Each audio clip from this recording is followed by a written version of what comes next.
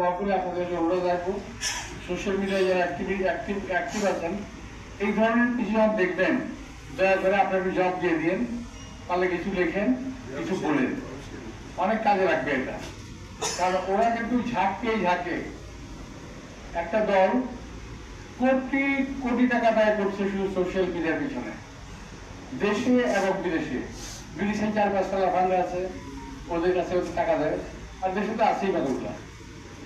তো এখন ওদের টার্গেট মিডিয়া আপাসকে তারা ফেল করাবে।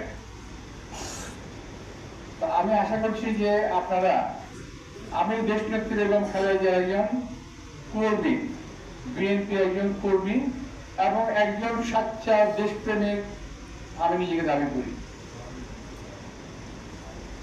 তো আজকে যারা কথা বলছেন তারা অনেকেই আমার সঙ্গে জানেন না, অথবা না জেনে মিথ্যা কথা বলেন।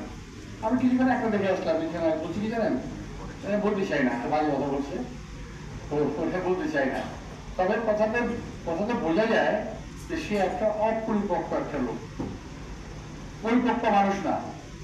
এই ধরনের অপরিপক্ক লোক যদি সংসদে যায়, দেশটা যে কি হবে আল্লাহ বলতে পারে। আমি মোটামুটি 4 বার মন্ত্রী ছিলাম, মেয়র হয়েছি, সবকিছু মিলেই একটা অভিজ্ঞতা নিয়েছি। আমি আপনাদের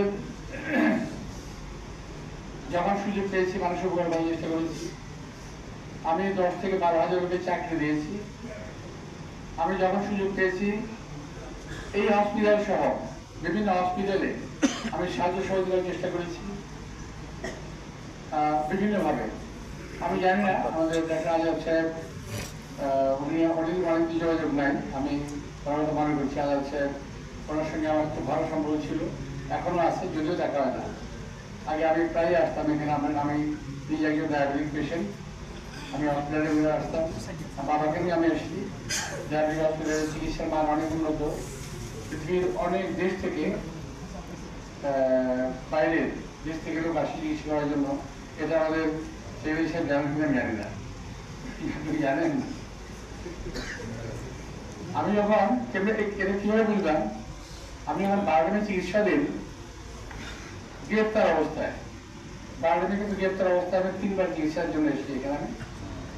আমি যখন একটু বাইরে হাঁটতে বেরোতাম কেবিন থেকে, বাইরে গিয়ে দেখতাম যে মোটা মোটা চুরি পড়া, কপালে টিপ দেওয়া, সিঁদুর পড়া অনেক লোক আমি দেখলাম যে ওরা মহিলা ওখানে আছে। আমি জিজ্ঞেস করলাম কোথা থেকে আসছেন আপনারা, সবাই বললো পার থেকে আসছে।